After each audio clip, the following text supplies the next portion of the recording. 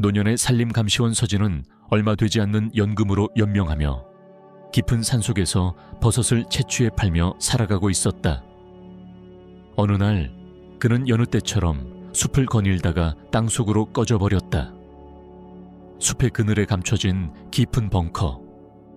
하지만 그 안에서 본 것은 숨이 멎을 만큼 끔찍한 것이었다.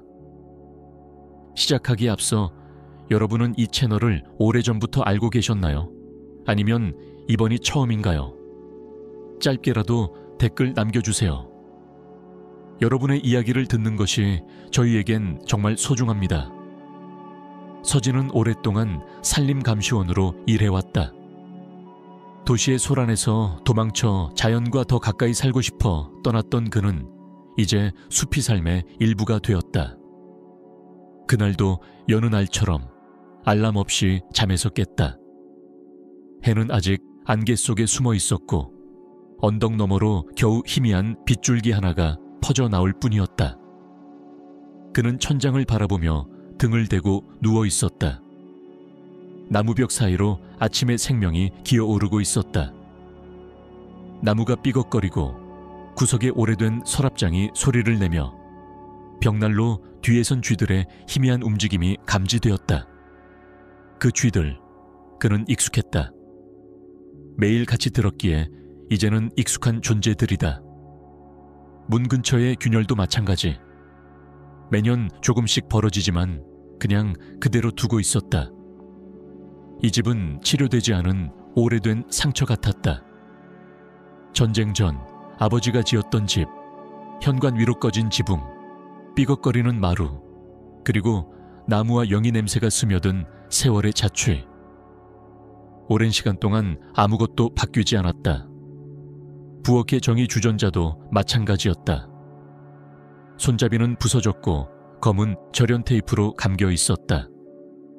창문턱 위에는 오래된 라디오가 희미하게 휘쉿거렸다. 여성의 목소리가 운걸거리듯 전했다. 검은숲 마을, 오늘 아침은 옅은 안개와 고요함이 예상됩니다. 마치 기계조차도 이 아침의 정적을 방해하기를 주저하는 듯했다.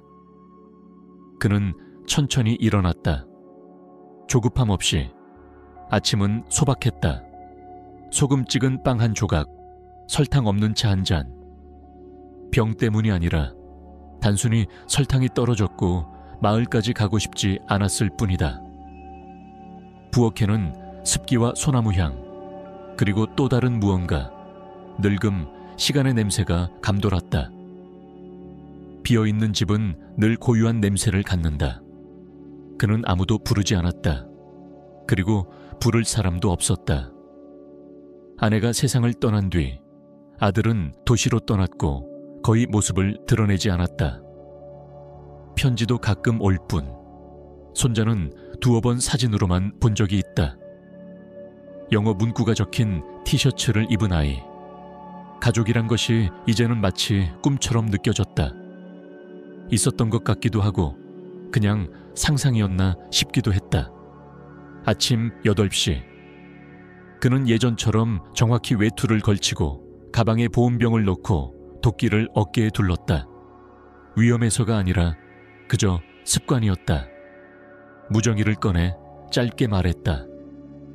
5번 순찰 시작, 상단 채널로 연결. 목소리는 거칠고 낮게 깔렸지만 단호했다. 이 지역 사람들은 그를 알고 있었다.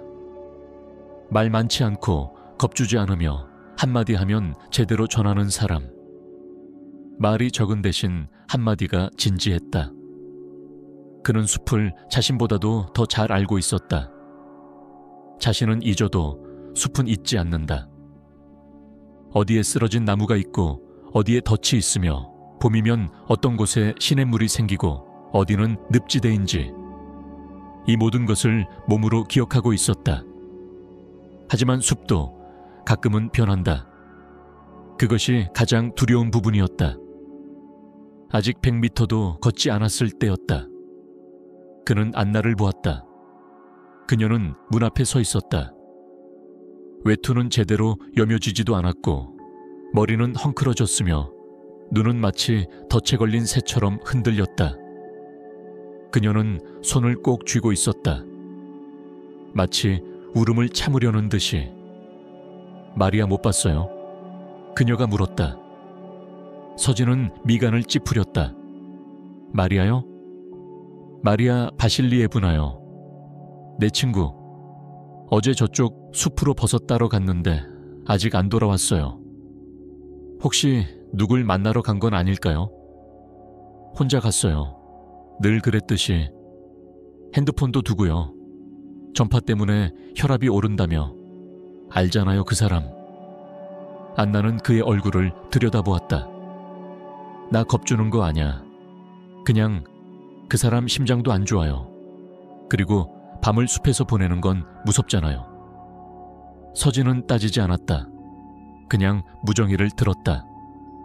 5번. 실종자 신고 접수. 여성 74세. 마지막으로 확인된 위치는 골짜기 근처. 좌표 전송 중. 잠시 후 응답이 돌아왔다. 접수 완료. 관할로 전달하겠습니다. 가능한 범위 내수색 바랍니다. 정고 무렵 안나의 집에 이웃 마을에서 2사람이 도착했다. 이어서 마트 직원, 역사교사, 그리고 늙은 개를 데리고 온 젊은 청년도 합류했다. 개는 귀가 잘 들리진 않았지만 후각은 여전하다고 했다. 그들은 차를 가져왔고 낡은 지도를 펴고 구역을 나누었다. 숲을, 골짜기, 오래된 오솔길을 샅샅이 뒤졌다.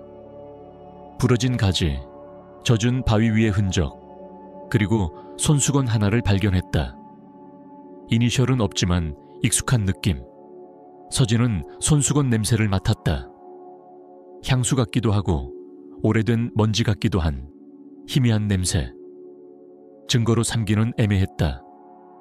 날씨도 방해가 되었다. 밤새 비가 내렸고 아침은 축축했다. 숲속의 흔적은 금세 사라진다. 오후 4시 무렵 자원봉사자들은 하나둘 떠나기 시작했다. 곧 어두워지겠네요. 밝은 로고가 박힌 점퍼를 입은 청년이 말했다. 내일 아침에 다시 나오죠.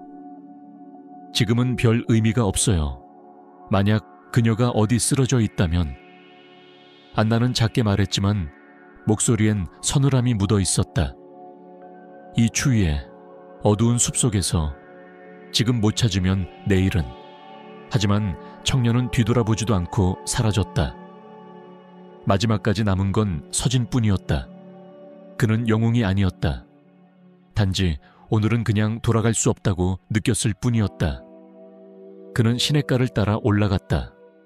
그러다 오래된 골짜기 근처 덤불이 우거진 곳으로 향했다.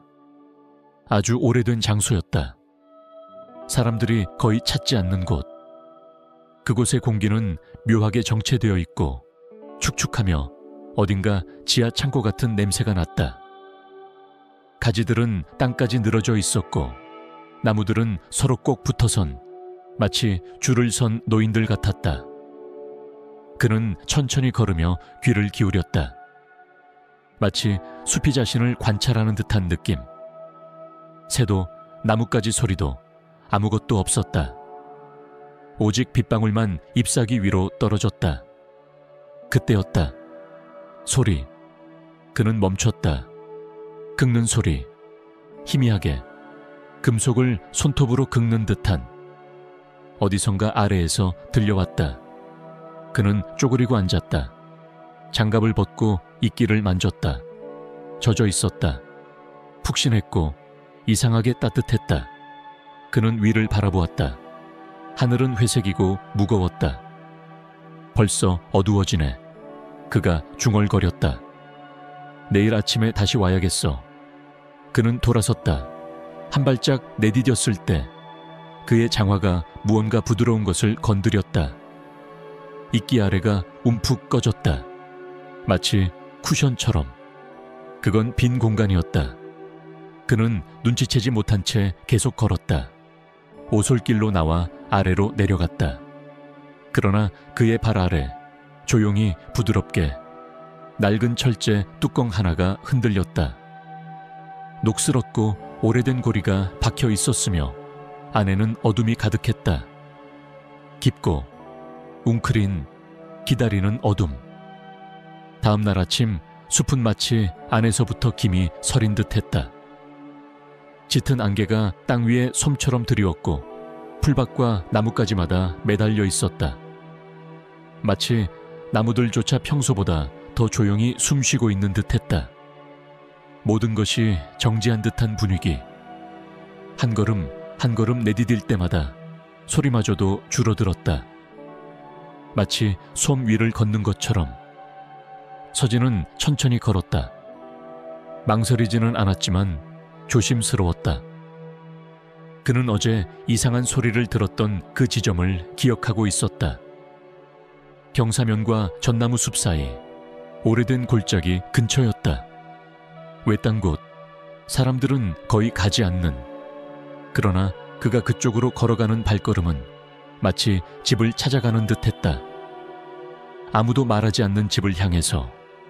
그는 그곳에 예전에 군사기지가 있었다는 이야기를 기억하고 있었다. 옛 동료들이 말해주었다. 1943년 즈음 비밀리에 존재했던 장소. 철조망으로 둘러싸인. 이후 모든 문서가 불태워졌고 입구는 매몰되었다고 했다. 아니, 그렇게 말했을 뿐일지도. 그는 발밑을 보며 걸었다. 하지만 시선은 자꾸 옆으로 새었다. 나무들, 가지들, 그 모든 것들이 마치 곧 말을 걸 것만 같았다. 숲은 너무 조용했다. 새도 없었다. 단 하나도. 그는 어제 소리를 들었던 바로 그 지점에 도착했다. 이끼는 여전히 젖어 있었고 그의 장화는 발바닥에 달라붙었다. 마치 앞으로 가는 것을 막는 듯했다. 그는 장갑을 벗고 다시 손으로 땅을 짚었다. 그 순간 발이 미끄러졌다. 젠장 말끝을 맺기도 전에 그는 균형을 잃었다. 발이 옆으로 빠졌고 땅이 무너졌다. 갑자기 모든 것이 무너져 내렸다. 마치 다른 세계로 통하는 뚜껑이 열린 듯 그는 아래로 떨어졌다. 어깨, 등, 관자놀이를 차례로 부딪혔다. 옆으로 떨어진 그는 숨을 헐떡이며 신음했다. 고통 때문이라기보단 그저 충격에서였다. 귀에는 울림이 있었고 입에는 피맛이 느껴졌다. 혀를 깨물었는지 몇 초 동안 그는 움직이지 않았다. 먼저 자신의 몸 상태를 확인했다. 부러진 곳은 없었다. 숨은 쉬어졌고 통증은 있었지만 견딜 수 있었다. 그는 조심스럽게 임에 걸린 헤드램프를 꺼냈다. 깨졌지만 빛은 나왔다. 그 빛은 불규칙하게 깜빡였다. 마치 숨이 넘어가는 사람처럼 그는 위를 비추었다. 무너진 벽돌아치, 젖은 벽, 곰팡이, 그리고 오래된 철창이 있었다. 거미줄이 입구를 가로질러 퍼져 있었고 그 뒤로는 또 다른 통로가 있었다. 대체 여긴 어디야? 그가 숨죽여 말했다. 공기에서는 썩은 천 냄새, 금속 냄새, 그리고 뭔가 썩은 고기 냄새가 섞여 나왔다. 숨을 쉬자 폐가 반응했다. 마치 누군가 가슴속을 파고드는 듯.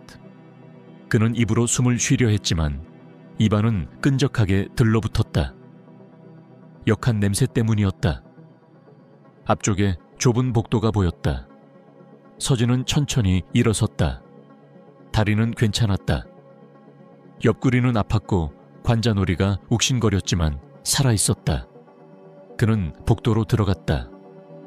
램프를 비추며 바닥은 흙과 콘크리트가 섞여 있었다.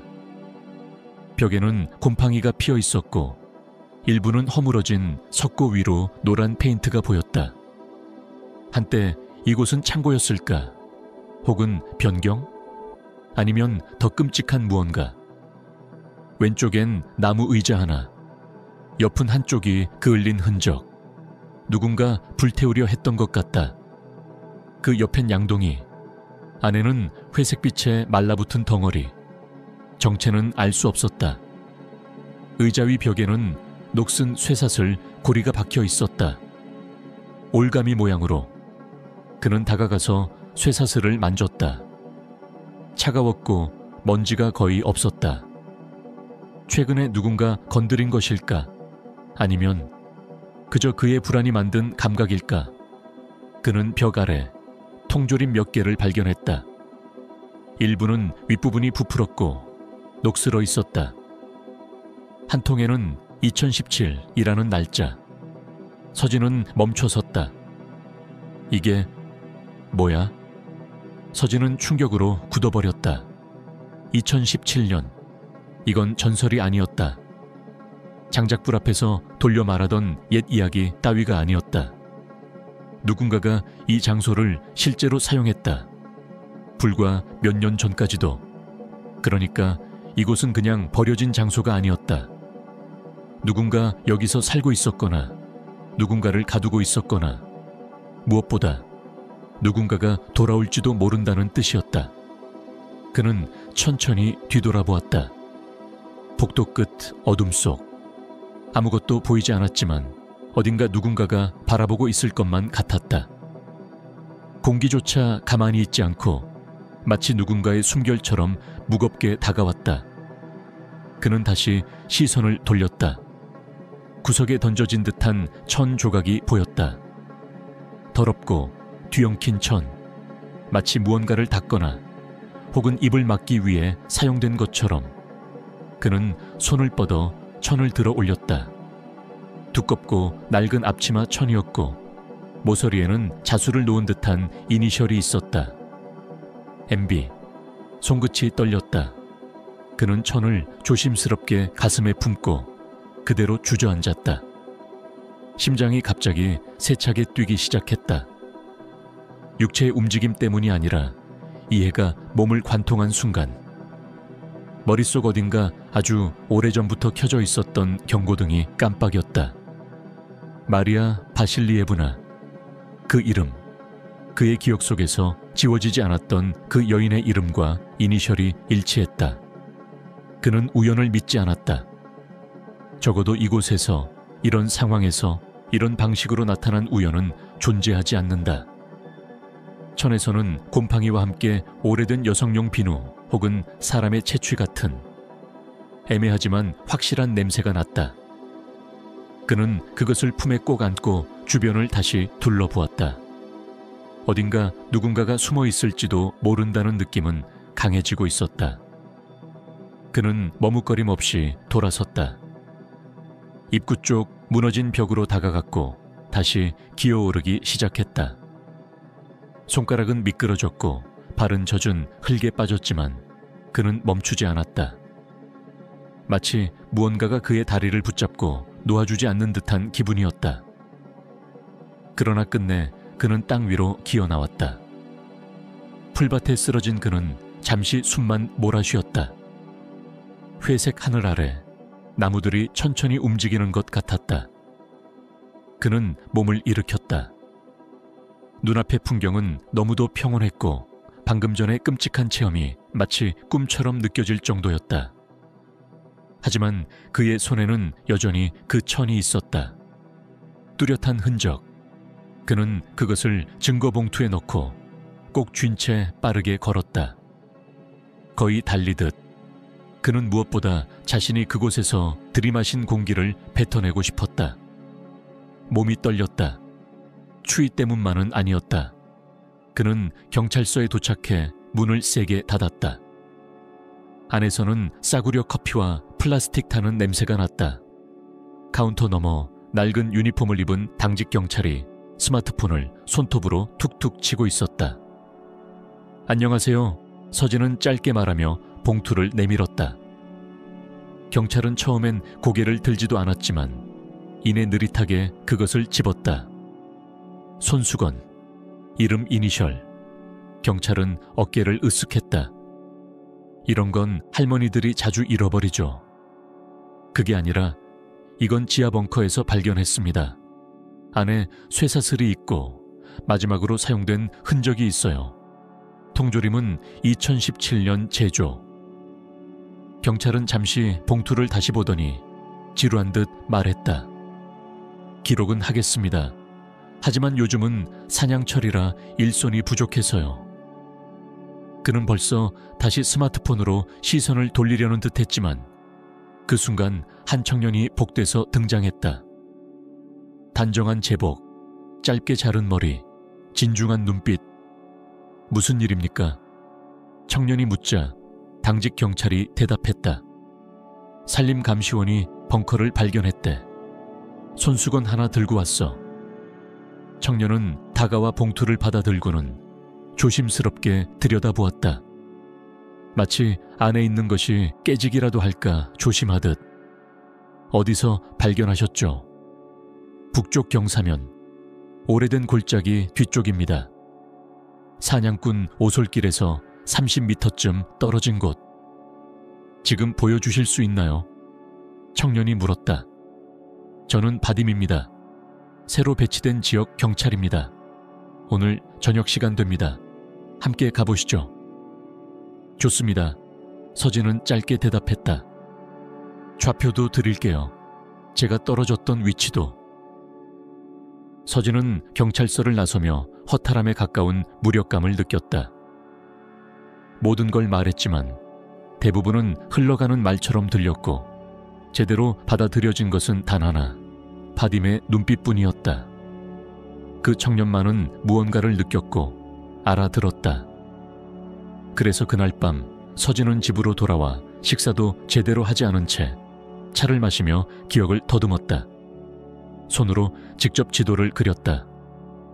오래된 골짜기, 방향표, 전나무숲, 사냥꾼길, 자신이 추락한 지점, 그 안의 구조, 벽, 사슬, 앞치마 조각, 모든 것을 기억의 의지에 정리했다.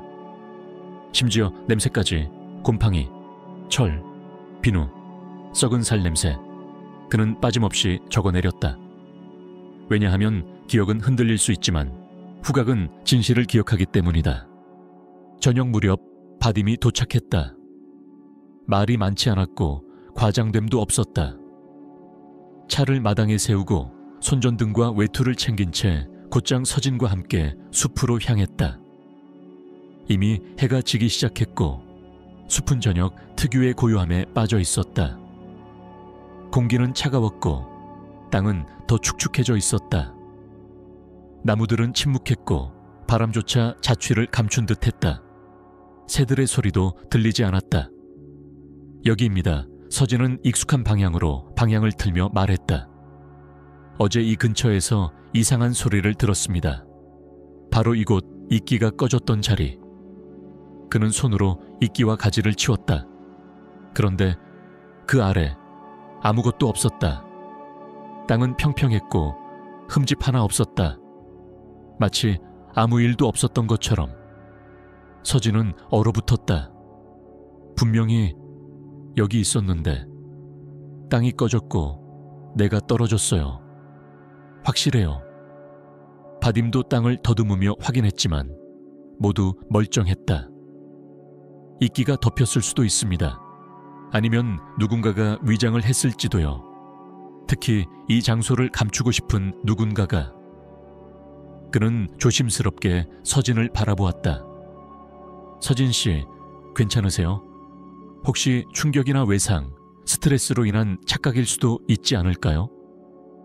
나는 미친 게 아닙니다. 서진은 단호하게 대답했다. 난 분명히 봤고 만졌고 냄새 맡았습니다. 거기에 사슬이 있었어요. 날짜도 있었고. 바딤은 더 묻지 않았다. 대신 조용히 고개를 끄덕였다. 좋습니다. 오늘은 주변을 더 살펴보죠.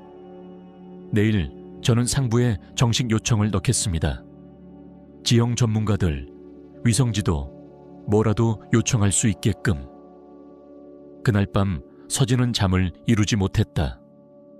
침대에 누운 채 계속 창밖을 바라보았다. 바람도 없고 별도 없고 오직 검은 숲만이 창문의 그림자처럼 드리워져 있었다. 그때 금속이 퉁하고 울리는 소리가 들렸다. 마치 누군가가 철파이프를 건드린 것처럼. 그는 벌떡 일어나 밖으로 나갔다. 마당은 고요했다. 하지만 헛간문에 무언가 붙어 있었다. 찢긴 공책 한 장, 삐뚤빼뚤한 글씨로 써진 한마디. 건드리지 마. 그는 손전등 아래에서 종이를 비추어 보았다. 종이에서는 기름 냄새가 희미하게 풍겼다. 그는 그것을 주먹 안에 쥐었다. 한참을 그렇게 서서 어둠을 뚫고 먼 곳을 응시했다. 이윽고 그는 손을 펴고 그 종이를 조심스럽게 책상 위에 펼쳐두었다. 얼굴에는 공포가 아닌 결의가 서려 있었다. 이제 그는 더는 물러서지 않을 것이었다. 그 순간부터 그는 결심했다. 반드시 끝을 보겠다고. 서진은 조용히 차를 마신 후 감사의 인사를 남기고 일어섰다. 말은 아끼면서도 그 눈빛은 이미 마음을 굳혔다는 것을 말하고 있었다. 그는 절벽까지 걸어가 보기로 했다. 오래전 그 소년들이 마지막으로 향했던 장소. 마을 외곽을 지나면 금세 길이 좁아지고 그 틈을 비집고 자라는 수풀은 걸음을 계속 잡아챘다. 땅은 진창처럼 무거웠고 공기는 점점 더 눅눅하고 무거워졌다. 새 한 마리 날지 않았고 나무잎 하나 흔들리지 않았다. 나무들은 서진을 바라보는 것처럼 일제히 멈춰선 채 조용했고 바람마저도 들리지 않았다. 그는 익숙한 바위를 발견했다. 젊은 시절부터 알고 있던 바위, 늘 그 자리에 있던 그 거대한 바위는 예전엔 단단하고 무심하게만 느껴졌지만 지금은 무언가를 응시하는 듯한 존재로 보였다. 그는 그 앞에 쪼그려 앉아 손바닥으로 바위 밑부분을 쓸었다. 먼지와 이끼, 흙을 털어낸 그 자리에서 그는 문자를 발견했다.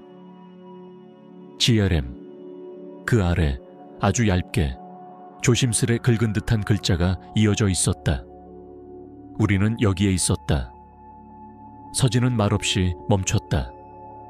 숨도 쉬지 않고 그 바위와 눈을 마주한 채 한동안 그대로 있었다.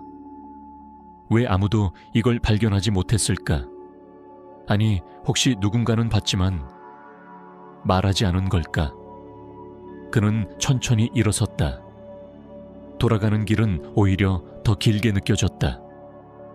나무들은 더 빽빽해졌고 발밑의 땅은 더 깊게 발을 잡아당겼다. 숲은 분명히 무언가를 말하고 있었다. 떠나지 말라고, 돌아가지 말라고. 그리고 그 순간 그는 멈췄다. 누군가가 근처에 있다는 느낌이 뼛속까지 박혔다. 그것은 소리도 발자국도 아니었다. 단지 존재감, 마치 누군가가 그의 등 뒤에서 천천히 숨을 쉬고 있는 듯한 느낌. 그는 몸을 돌렸다. 나무들만 있었다. 어둠과 적막뿐. 그는 크게 외쳤다. 누구야? 남자면 나와. 그의 목소리는 숲속에서 메아리 없이 흩어졌다. 아무런 대답도 움직임도 없었다. 단 한 마리의 새가 울부짖듯 날아올랐고 다시 침묵. 그는 몇 초간 더 서 있었다. 눈을 가늘게 뜬 채 주위를 살폈지만 아무것도 보이지 않았다. 그리고 다시 걷기 시작했다. 그러나 이번엔 발자국 하나마다 등 뒤에서 기척이 느껴졌다. 나뭇가지가 흔들릴 때마다 그 안에서 누군가가 숨을 죽이고 엿보고 있다는 기분이 들었다. 그는 처음으로 총을 챙기지 않은 것을 후회했다. 그날 저녁 서진은 마을 외곽의 가장 외딴 집 앞에 섰다. 마당은 잡초로 덮여 있었고 낡은 헛간은 한쪽 지붕이 무너져 있었다. 그 집은 오래전 세 아이와 함께 살던 가족의 것이었지만 이제는 오직 한 사람만 살고 있었다. 이름은 팔돈. 마을에서는 묵묵한 자라 불렸고 아무도 그에 대해 자세히 아는 이가 없었다. 그는 장을 보러 한 달에 한 번만 나왔고 말도 거의 하지 않았다. 누가 말을 걸면 고개만 끄덕이거나 무시했으며 눈도 제대로 마주치지 않았다. 몇 해 전 그의 헛간에서 불이 났을 때도 이웃 누구에게도 알리지 않고 스스로 물을 퍼날라 불을 껐다. 마을 사람 중 한 명은 밤마다 그의 굴뚝에서 검은 연기가 올라오고 고기 타는 듯한 냄새가 퍼진다고 수군댔다. 처음엔 서진도 그저 괴짜려니 생각했지만 실종자들, 수상한 벙커, 그리고 점점 가까워지는 위험의 기운이 서진에게 속삭이고 있었다. 조용한 자가 더 무섭다.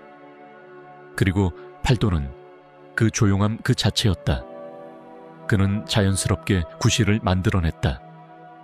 그냥 지나가다 들렀다는 듯 혹시 어젯밤 이상한 소리 못 들었느냐고 물어보려고 대문을 두드렸다. 삐걱 문이 신음했다. 현관에는 아무도 없었고 창문의 커튼은 미동도 없었다. 인기척 하나 들리지 않았다. 하지만 굴뚝에서는 여전히 연기가 솟아오르고 있었다. 그는 집을 빙둘러 헛간 쪽으로 향했다. 해가 거의 지고 있었다. 헛간은 오래되어 썩어 있었고 아래쪽 일부 판자가 뜯겨나가 있었다. 그러나 문에는 반짝이는 새 자물쇠가 걸려 있었다. 녹슬지도 않았고 페인트가 벗겨지지도 않았다. 막 가게에서 사온 것처럼 깨끗했다. 그리고 안에서 희미하게 풍겨 나오는 냄새. 그건 나무 타는 냄새가 아니었다. 쓰레기도 아니었다. 그것은 기름기 있는 고기가 타는 냄새, 혹은 인간의 살이 불에 타는 냄새였다. 그는 얼어붙었다. 귀를 기울였다. 안에서는 아무 소리도 들리지 않았다. 그러나 굴뚝에서는 딱 마치 뼈가 불 속에서 부러지는 듯한 소리가 울렸다. 그는 더 이상 가까이 가지 않았다. 몇 초간 그 자리에 서 있다가 조용히 아주 천천히 발걸음을 옮겼다. 그리고 집으로 돌아왔다. 말없이. 얼굴엔 어두운 그림자가 드리워져 있었다.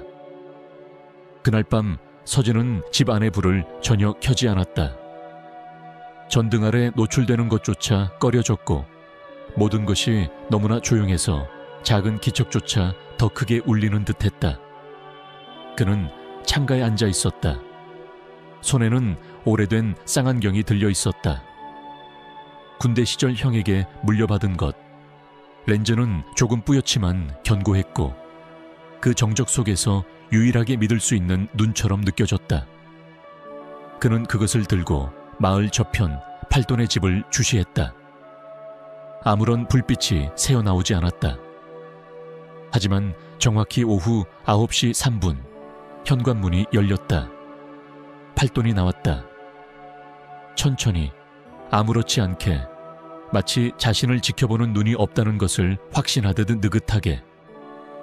그는 어두운 점퍼에 귀를 덮는 모자를 쓰고 있었고 등에는 예전에 사냥할 때 맸던 회색색의 큰 배낭이 걸려 있었다. 손에는 아무것도 들려있지 않았다. 손전등도 지팡이도. 그는 현관문을 잠그고 새 자물쇠를 걸고 키를 주머니에 넣은 뒤 조용히 숲 쪽으로 걸어갔다. 서진은 반응하지 않았다. 그저 지켜봤다. 모든 움직임을 눈으로 쫓았다. 팔도는 곧장 북쪽 숲을 향해 걸었다. 그가 지나간 길은 마치 사전에 미리 계산된 듯 정해진 루트였다. 낡은 전나무 숲을 지나 작은 가을을 건너고 평소에는 마을 사람도 잘 다니지 않는 비탈진 오솔길로 접어들었다. 수풀은 길을 막았지만 그는 멈추지 않았다. 정확히 500m쯤 걸어 들어간 지점에서 그는 평평한 언덕에 도달했다. 예전에는 그곳에 잡초가 무성했지만 지금은 이끼가 자리를 차지하고 있었고 땅은 검은색이었다.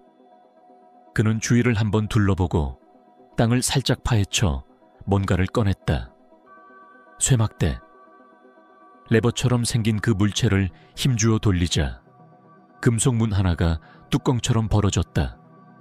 거의 눈에 띄지 않도록 설계된 문이었다. 팔도는 몸을 숙이고 그 어둠 속으로 천천히 사라졌다. 아무 소리도 들리지 않았고 몇 초 뒤 그 문은 자동으로 닫히듯 덮였다.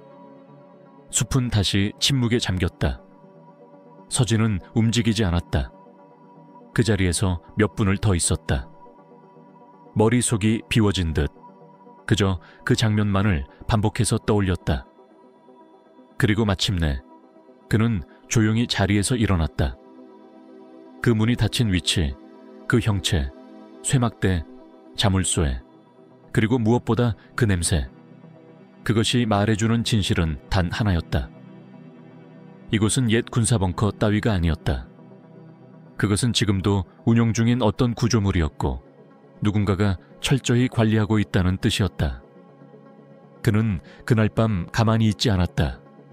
새벽이 오기 전 그는 그 장소로 향했다. 손에는 굵은 쇠지렛 대를 들고 있었다. 손가락은 뻣뻣하게 굳어 있었고 눈빛은 차가웠다. 숲은 어둠 속에서 숨을 죽이고 있었다. 그는 한치의 망설임 없이 언덕 앞에 섰고 쇠지렛 대를 이끼 아래로 밀어 넣었다. 철문은 생각보다 쉽게 휘청였다. 그는 온몸으로 눌렀고 오래된 금속이 뿌드득 소리를 내며 열렸다. 자물쇠가 박살나는 소리는 마치 누군가의 목뼈가 부러지는 듯 건조했고 그 순간 어둠 속에서 오래된 공기, 물기 섞인 철과 기름, 그리고 익숙한, 그러나 절대 익숙해져선 안 되는 썩은 냄새가 밀려 올라왔다. 그건 단순한 폐공장의 냄새가 아니었다. 그것은 살아있는 공포, 인간이 만든 지옥의 내음이었다. 서진은 눈을 감고 깊게 숨을 들이쉬었다. 그것은 전장의 군인이 돌격 직전에 마시는 숨 같았다. 그리고 그는 조심스레 그 속으로 들어갔다. 통로는 좁고 숨이 막힐 정도로 밀폐되어 있었다. 천장은 낮았고 벽은 콘크리트로 정돈되어 있었지만 분명히 최근에 보수된 흔적이 있었다. 천장에는 희미하지만 작동 중인 전등이 일정한 강역으로 박혀 있었다. 그것만으로도 이곳이 단순한 폐허가 아니라는 것을 말해 주었다. 바닥은 먼지 하나 없이 정리되어 있었고 벽은 어느 정도 습기를 머금고 있었지만 곰팡이는 거의 보이지 않았다. 그는 천천히 걸음을 옮겼다. 복도 중간 왼편에 커다란 게시판 하나가 걸려 있었다. 그는 조심스레 빛을 비췄다. 거기에는 사진들이 붙어 있었다. 낡은 흑백 사진과 컬러 사진들이 뒤섞여 있었고 누군가는 눈을 감고 있었으며 어떤 이는 어깨에 가방을 메고 어떤 이는 버섯을 담은 바구니를 들고 있었다.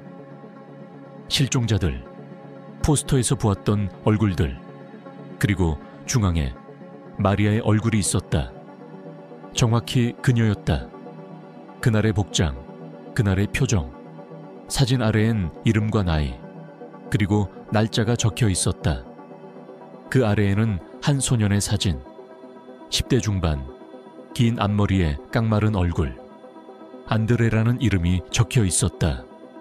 그 옆에는 이름 없는 어린 여자아이의 사진도 있었다. 3일 전 날짜가 기록된 사진. 서진은 고개를 들 수 없었다. 그 가슴 한가운데에서 올라오는 고통은 단순한 분노가 아니었다. 그것은 죄책감, 무력감, 인간으로서의 절망이 모두 뒤섞인 감정이었다. 그는 한 걸음 뒤로 물러났다. 그 순간 팔꿈치가 무언가에 닿았고 선반 하나가 덜컥 흔들렸다. 거기엔 지도들이 빼곡히 정리되어 있었다. 마을의 위성사진, 숲의 등고선 지도, 거기에 빨간 펜으로 그어진 선들과 글씨, 요충지, 채집 루트, 접근 경로, 그리고 회피지대까지. 마치 군 작전처럼 정리된 이 메모들은 명백히 누군가가 계획적으로 사람들을 사냥하고 있었음을 보여주었다. 서진은 지도를 덮으며 눈을 질끈 감았다. 숨이 가빴고 이마에서는 식은땀이 줄줄 흘렀다. 하지만 그는 알고 있었다. 아직 끝이 아니라는 걸. 그가 돌이켜보는 순간 그 게시판 아래쪽에 사진 하나가 더 붙어 있었다. 이번에는 컬러 사진. 날짜는 불과 어제. 사진 속에는 그 자신이 있었다. 자신의 집 마당에서 주전자 하나를 들고 있는 순간이 찍혀 있었다. 고화질이었다. 망원 렌즈로 찍힌 듯 그의 표정, 몸짓까지 또렷하게 담겨 있었다. 아래에는 단 3글자만이 빨간 펜으로 쓰여 있었다. 서진. 그 옆에 또 다른 필기. 관찰 중. 그리고 그 아래 2줄로 굵은 글씨. 위험 요소. 실패 시 제거. 그의 손이 멈췄다. 무언가가 내리찍히는 것처럼 심장이 철렁 내려앉았다. 이건 더 이상 공포가 아니었다. 이것은 선언이었다. 누군가 그를 지켜보고 있었고 그를 하나의 대상, 하나의 위험 요소로 간주하고 있었다. 이 지하 벙커는 누군가의 작업실이었고 그 작업실 안에 그는 이제 정리해야 할 목록의 맨 위에 올라 있었다. 그는 뒷걸음질치며 금속 지지대에 몸을 부딪혔고 철근이 울리며 굉음을 냈다.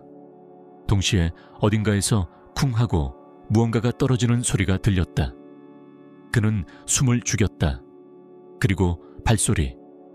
하나, 또 하나. 점점 다가오는 무게감 있는 발걸음. 누구도 뛰지 않았다. 그것은 천천히, 묵직하게 자신이 주인인 공간을 걷는 사람의 걸음이었다. 그는 돌아섰다. 복도 끝, 빛이 거의 닿지 않는 어둠 속에서 그림자 하나가 다가오고 있었다. 키가 크고 마르고 긴 물체를 손에 들고 있었다. 파이프처럼 보였다. 얼굴은 보이지 않았지만 그 존재 자체에서 풍기는 위압감은 가히 압도적이었다. 도대체 넌 누구야? 서진이 쉰 목소리로 외쳤지만 그림자는 대답하지 않았다. 그는 망설임 없이 왼쪽 복도로 몸을 돌려 달리기 시작했다. 머리는 이미 혼란에 빠졌고 복도의 형광등은 불안하게 깜빡였으며 벽은 점점 좁아지는 듯 느껴졌다. 그 어두운 벽 속에서 그는 자신이 함정에 갇혔다는 것을 뼈저리게 느끼고 있었다. 그리고 그 뒤에서 여전히 일정한 속도의 발걸음이 따라왔다. 뛰지 않았다. 숨도 가쁘지 않았다.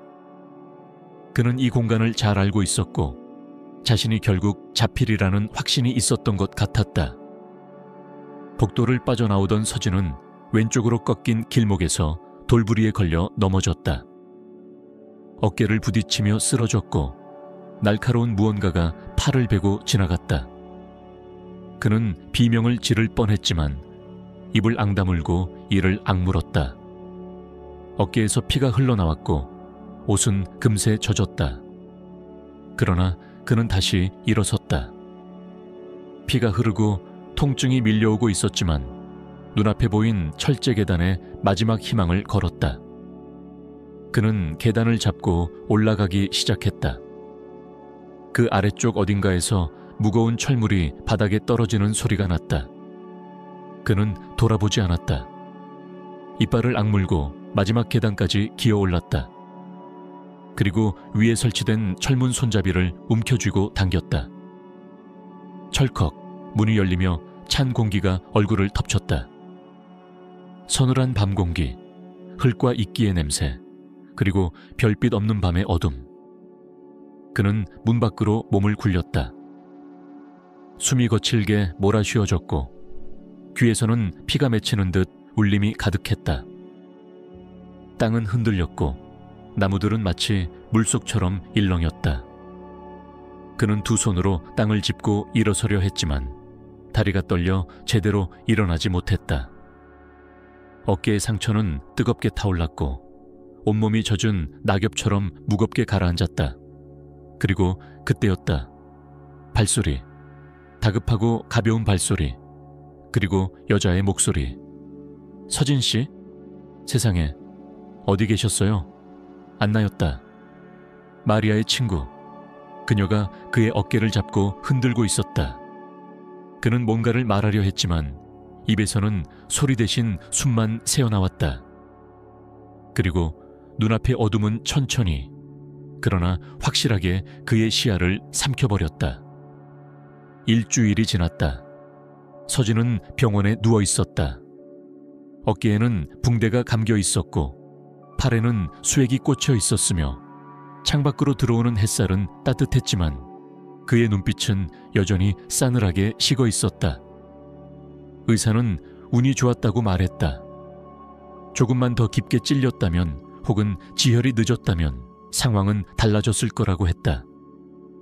하지만 서진은 육체의 고통을 신경 쓰지 않았다. 그는 살아남았고 그 사실이 오히려 더 무거운 짐처럼 느껴졌다. 그는 기억하고 있었다. 벽에 걸린 사진들, 지도, 날짜, 이름, 그리고 자신의 얼굴. 그것은 더 이상 공포 영화 속 장면이 아니라 현실이었다. 무언가가 실제로 존재하고 있었고 그는 그 중심에 있었다. 경찰은 출동했다.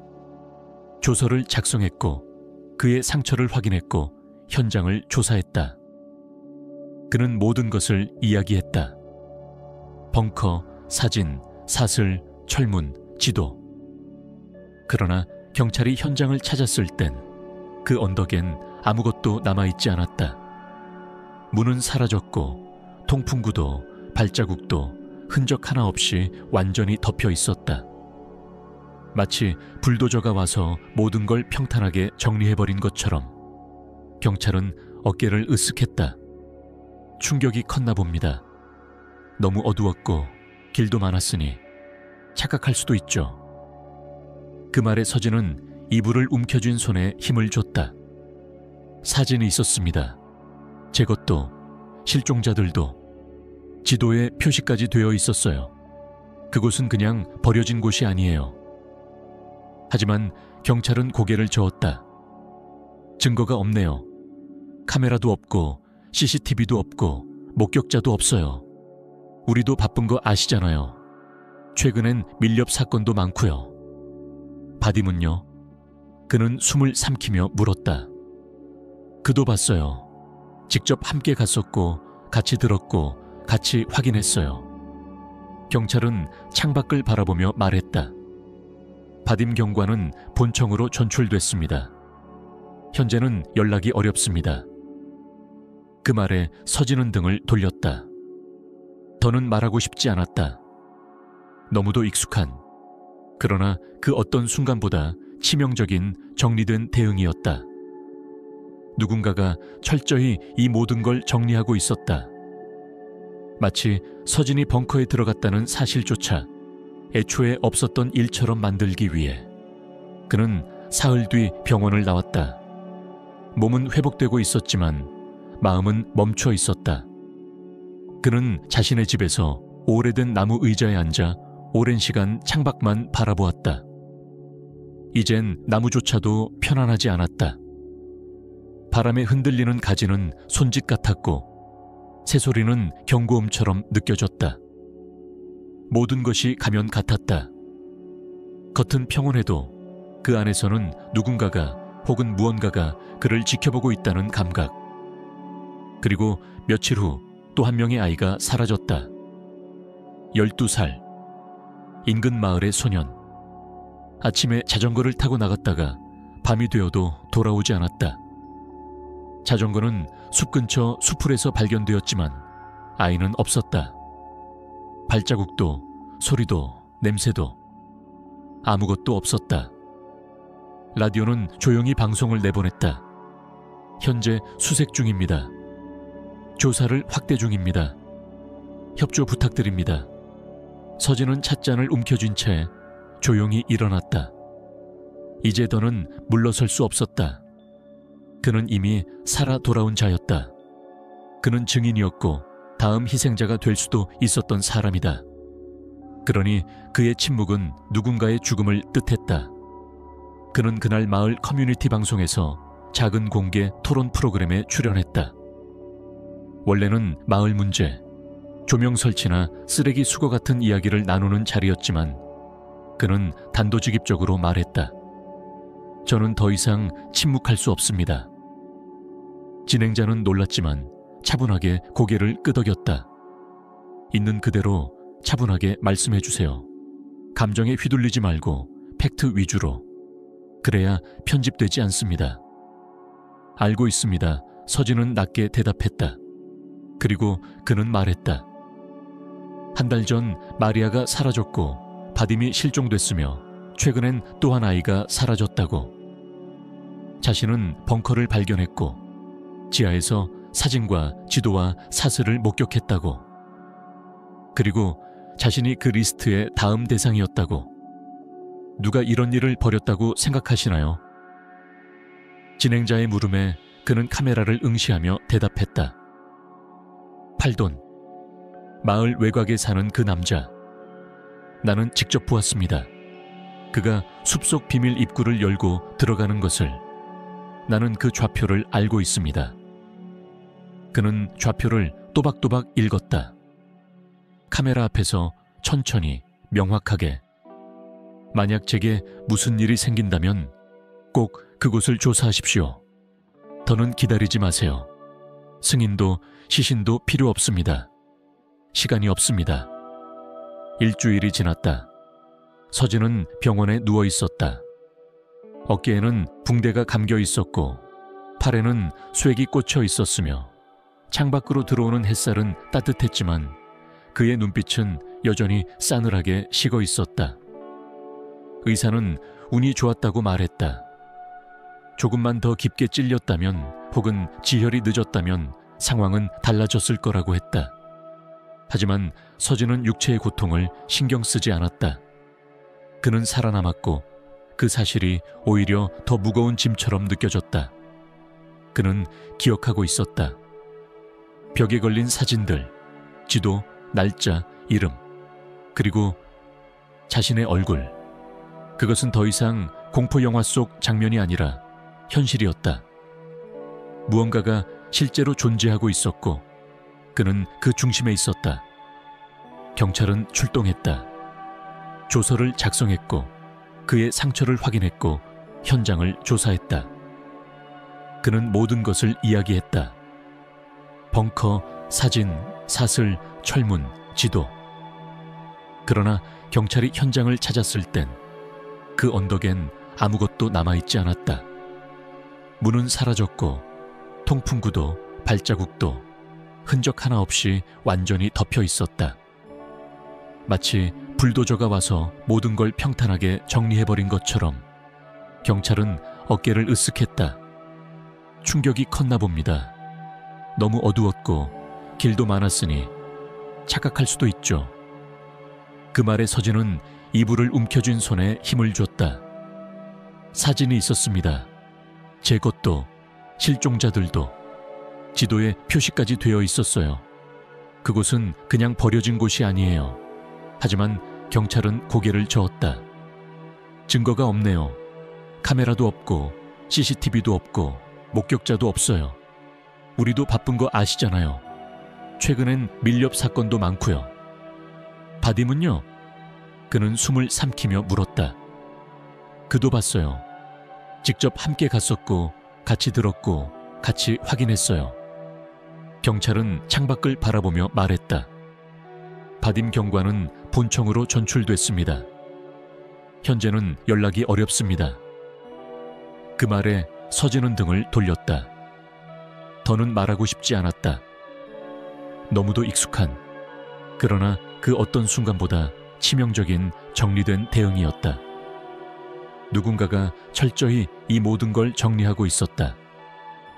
마치 서진이 벙커에 들어갔다는 사실조차 애초에 없었던 일처럼 만들기 위해 그는 사흘 뒤 병원을 나왔다.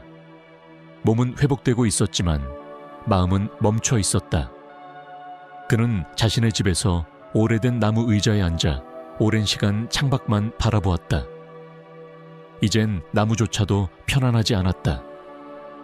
바람에 흔들리는 가지는 손짓 같았고 새소리는 경고음처럼 느껴졌다. 모든 것이 가면 같았다. 겉은 평온해도 그 안에서는 누군가가 혹은 무언가가 그를 지켜보고 있다는 감각. 그리고 며칠 후 또 한 명의 아이가 사라졌다. 12살. 인근 마을의 소년. 아침에 자전거를 타고 나갔다가 밤이 되어도 돌아오지 않았다. 자전거는 숲 근처 수풀에서 발견되었지만 아이는 없었다. 발자국도 소리도 냄새도 아무것도 없었다. 라디오는 조용히 방송을 내보냈다. 현재 수색 중입니다. 조사를 확대 중입니다. 협조 부탁드립니다. 서진은 찻잔을 움켜쥔 채 조용히 일어났다. 이제 더는 물러설 수 없었다. 그는 이미 살아 돌아온 자였다. 그는 증인이었고 다음 희생자가 될 수도 있었던 사람이다. 그러니 그의 침묵은 누군가의 죽음을 뜻했다. 그는 그날 마을 커뮤니티 방송에서 작은 공개 토론 프로그램에 출연했다. 원래는 마을 문제, 조명 설치나 쓰레기 수거 같은 이야기를 나누는 자리였지만 그는 단도직입적으로 말했다. 저는 더 이상 침묵할 수 없습니다. 진행자는 놀랐지만 차분하게 고개를 끄덕였다. 있는 그대로 차분하게 말씀해 주세요. 감정에 휘둘리지 말고 팩트 위주로. 그래야 편집되지 않습니다. 알고 있습니다. 서진은 낮게 대답했다. 그리고 그는 말했다. 한 달 전 마리아가 사라졌고 바딤이 실종됐으며 최근엔 또 한 아이가 사라졌다고. 자신은 벙커를 발견했고 지하에서 사진과 지도와 사슬을 목격했다고. 그리고 자신이 그 리스트의 다음 대상이었다고. 누가 이런 일을 벌였다고 생각하시나요? 진행자의 물음에 그는 카메라를 응시하며 대답했다. 8돈. 마을 외곽에 사는 그 남자. 나는 직접 보았습니다. 그가 숲속 비밀 입구를 열고 들어가는 것을. 나는 그 좌표를 알고 있습니다. 그는 좌표를 또박또박 읽었다. 카메라 앞에서 천천히 명확하게. 만약 제게 무슨 일이 생긴다면 꼭 그곳을 조사하십시오. 더는 기다리지 마세요. 승인도 시신도 필요 없습니다. 시간이 없습니다. 그 아이는 지금 어디에 있지? 서진은 낮고 단단한 목소리로 물었다. 눈앞의 청년은 미묘하게 웃었다. 그것은 조롱도 악의도 아닌 마치 어떤 신념에 도달한 사람의 표정이었다. 그 애는 잘 있어요. 듣고 있어요. 곧 이해할 거예요. 그의 말은 마치 무슨 예식이라도 치르듯 차분했고 그 안엔 조금의 동요도 없었다. 그럼 마리아는? 서진은 한 걸음 다가서며 물었다. 청년은 고개를 기울였다. 마치 바람 소리를 듣듯 공기 속 어딘가에서 무언가를 느끼려는 듯한 자세였다. 그 여자는 저항했어요. 하지만 결국 숲은 모두를 받아들여요. 그 말이 끝나기도 전에 서진은 달려들었다. 그 어떤 신호도 없이 몸 전체를 던지며 청년의 가슴을 밀쳐 넘어뜨렸다. 청년은 놀랐고 그가 들고 있던 파이프는 바닥으로 떨어졌다. 동시에 숲속에서 강한 손전등 빛이 쏟아졌고 양쪽에서 경찰이 뛰어나왔다. 엎드려 움직이지 마. 무장해제하라. 무정의의 목소리가 이어졌고 이어지는 구령 소리 속에서 청년은 반항하지 않았다. 오히려 스스로 팔을 내밀었고 경찰의 손에 의해 바닥에 눌려졌다. 수갑이 채워졌고 그제야 그는 짧은 숨을 들이쉬며 말했다. 늦었어요. 그는 이미 안에 있어요. 서진은 피범벅이 된 자신의 손을 내려다보며 경찰 쪽으로 돌아섰다. 이놈이야. 내가 봤어. 그 눈빛. 사진 속 지하에서 본 그 눈. 바로 그놈이야. 형사배는 다가와 무표정하게 고개를 끄덕였다. 이자는 혼자가 아닙니다. 누군가가 그를 도왔고 시설도 유지됐죠. 누군가는 여전히 그곳에 있을 수 있습니다. 그날 밤 서진은 구급차 안에 있었다. 담요를 둘렀고 팔은 응급처치가 된 상태였다. 그는 말없이 창밖을 보았다. 나무들은 여전히 어둠 속에서 고요하게 서 있었고 달빛은 없었으며 구름이 숲 위를 무겁게 드리웠다. 하지만 그는 알고 있었다. 지금은 단지 첫 장이 끝났을 뿐이라는 것을. 작전이 끝난 뒤 경찰은 구역을 정리했고 청년은 구치소로 이송되었다. 그는 이름도 말하지 않았다. 나이도 출생지도 어떤 기록도 없다. DNA도 없다. 지문조차 등록되지 않은 존재. 아무도 그가 어떻게 태어났는지, 언제부터 그곳에 있었는지 몰랐다. 단 하나, 그의 입에서 나왔던 말만이 단서였다. 나는 땅속에서 자랐어요. 아버지는 위를 더럽다고 했어요. 그래서 난 아래서 살았어요. 그게 정상이었어요. 그는 괴물이 아니었다. 그는 결과였다. 방치된 정신병력, 기록되지 않은 출생, 고립된 성장 환경, 신념이라는 이름의 왜곡된 감옥. 그리고 그 모든 시작은 바로 팔돈이었다. 며칠 후 경찰은 팔돈의 집을 수색했다. 안에는 예상했던 것보다 더 많은 비밀이 숨어 있었다. 지하 공간과 연결된 비밀문, 장기간 보관할 수 있는 식료품, 약품, 연료, 그리고 기록. 벽에는 이상한 기호들이 칠해져 있었고 그중 일부는 동굴 벽화처럼 보였다. 그 모든 것은 하나의 종교처럼 느껴졌다. 숲이 신이 되고 인간이 재물이 되는 구조. 그는 숲은 들을 줄 아는 자를 선택한다는 문장을 수십 번 반복해 써놓았고 실제로 일부 사진 뒤에는 날짜와 위치, 1000기록까지 남아있었다. 그는 실험을 했던 것이다. 관찰, 격리, 제거. 스스로를 정화자라고 믿었고 아들은 그의 후계자로 길러졌다. 경찰이 도착했을 때 팔도는 이미 집에 없었다. 그리고 그 이후로도 그는 발견되지 않았다. 지하 공간 중 일부는 붕괴되었고 일부는 의도적으로 폭파된 흔적이 있었다. 마치 누군가가 마지막 순간에 모든 증거를 지우려 했던 듯이. 그로부터 몇 주가 흘렀다. 숲은 다시 고요해졌다. 마을 사람들은 서서히 일상으로 돌아가는 듯 했지만 공기 속에는 여전히 설명할 수 없는 긴장이 흐르고 있었다. 마치 무언가가 끝난 것이 아니라 잠시 멈추어 있을 뿐인 것처럼. 아이들은 학교에 다녔고 어른들은 장을 보러 갔다. 하지만 사람들은 서로 눈을 잘 마주치지 않았고 어쩌다 누군가가 늦은 밤까지 집 밖에 있을 경우 조용히 문을 걸어 잠갔다. 라디오는 사건을 간략하게 보도했지만 당국은 더 이상의 언급을 삼갔다. 수색 중, 관련자 체포, 추가 조사가 진행 중. 같은 문장만이 뉴스의 맨 끝에 조용히 붙었다. 서진은 집에서 시간을 보냈다. 정원은 가꾸지 않았고 벽난로도 더 이상 피우지 않았다. 그는 가끔 새벽에 창가에 앉아 있었다. 손에는 식지 않은 찻잔이 들려 있었고 눈은 숲의 끝을 바라보고 있었다. 무언가가 아직 숨어 있다는 생각이 떨쳐지지 않았다. 바딤의 실종은 끝내 해결되지 않았다. 바딤은 벙커에 다녀온 이후 어느 날 흔적 없이 사라졌고 그의 마지막 통화 기록은 숲 깊은 곳에서 끊겼다. 그는 누구보다 먼저 그 실체를 눈치챘고 누구보다 먼저 질문을 던졌던 사람이었다. 서진은 가끔 바딤의 목소리를 기억 속에서 떠올렸다. 조용하고 또렷했고 매번 한 번만 말하던 그 단정한 어투. 그 목소리가 아직도 그의 귀 안에서 울렸다. 서진 씨, 이건 그냥 사고가 아닙니다.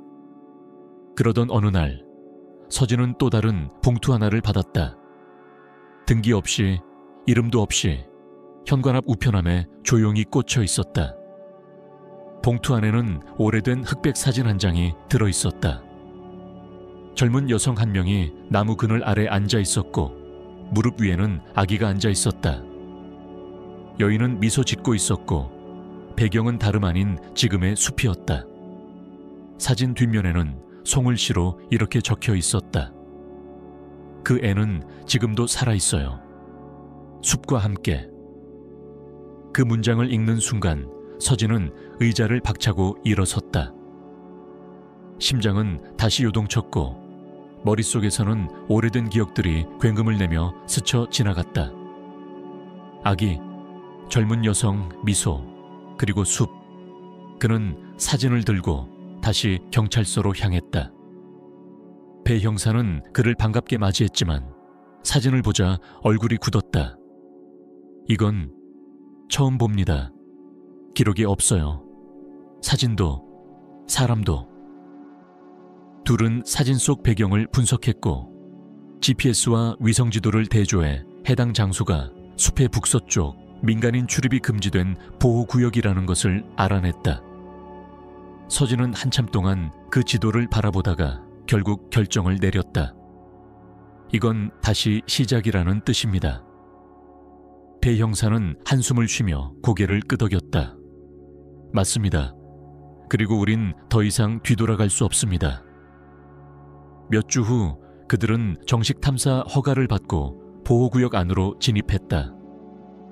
군과 경찰이 협조했으며 탐사대에는 구조견과 드론도 포함되어 있었다. 서진은 끝까지 동행했다.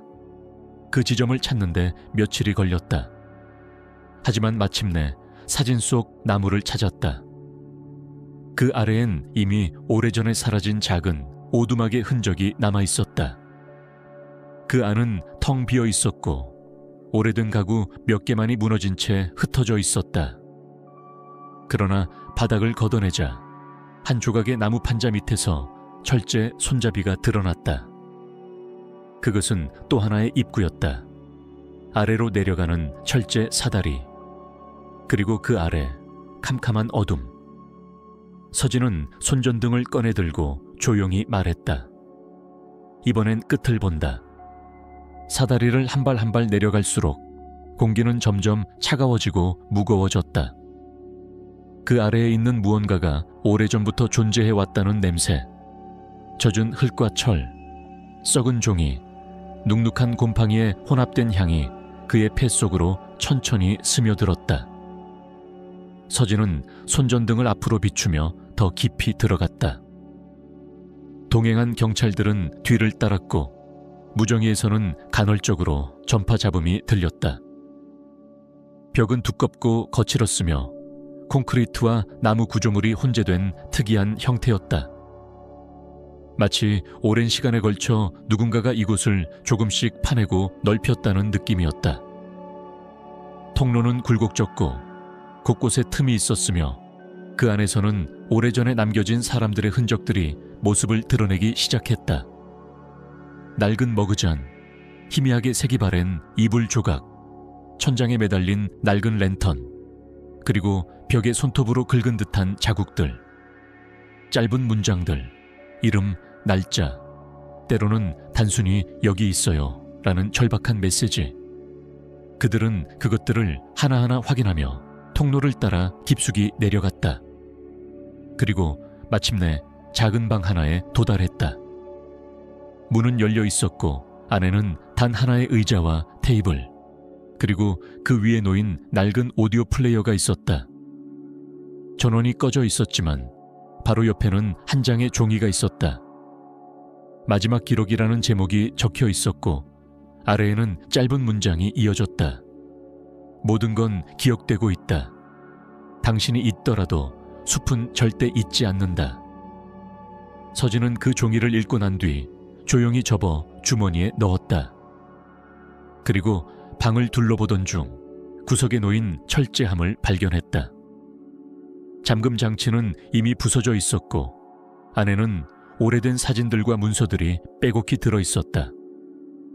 그 중에는 바딤의 신분증 사본도 있었다. 누군가 그를 이곳으로 유인해 감금했던 것이다.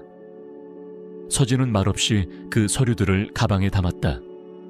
그리고 마지막으로 방 한가운데 벽에 걸린 사진 하나를 보았다. 한 여인이 조용히 웃고 있었다. 마리아였다.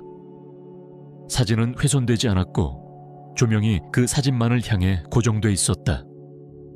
마치 그녀가 이 방의 주인이라도 되는 것처럼 서진은 눈을 감았다. 그리고 속삭이듯 말했다. 미안합니다. 그리고 이제는 당신을 놓겠습니다. 그날 이후 시설은 완전히 봉쇄되었다. 정부는 해당 지하 구조를 비공식 격리구역으로 지정했고 모든 출입은 금지되었다. 수사 기록은 비공개로 전환되었으며 언론은 더 이상 사건을 다루지 않았다. 마을은 다시 조용해졌고 사람들은 서서히 일상을 회복하는 듯 보였다. 그러나 서진은 알았다. 그것은 회복이 아니라 망각이었다. 사람들은 기억하지 않기로 선택했고 살아남은 자들은 침묵하기로 합의했다. 그렇게 그 일은 또 하나의 괴담이 되었고 시간의 안개 속으로 사라졌다. 몇 달 뒤 서진은 산을 떠났다. 오두막을 정리했고 장작을 나르던 도끼도 수첩도 오래된 지도를 모두 벽난로에 넣고 불태웠다. 그는 더 이상 감시자가 아니었고 복수자도 아니었다. 그는 단지 한 사람 한 번 진실을 본 사람으로 남기로 결심했다. 마지막 날 아침 그는 숲을 한 번 더 걸었다. 햇살은 따뜻했고 공기는 맑았다. 나무들은 여전히 그 자리에 있었고 바람은 여느 때처럼 부드럽게 불었다. 그는 잠시 멈춰서서 나무 하나에 손을 얹었다. 그리고 아주 오래전 마리아가 남긴 말을 기억해냈다. 숲은 듣고 있어요. 우리가 말하지 않아도. 그는 천천히 고개를 끄덕였다. 이제 들었으니 그만 말할게요. 그렇게 그는 걸어 나갔다. 더 이상 두려워하지 않았고 더 이상 붙잡히지도 않았다.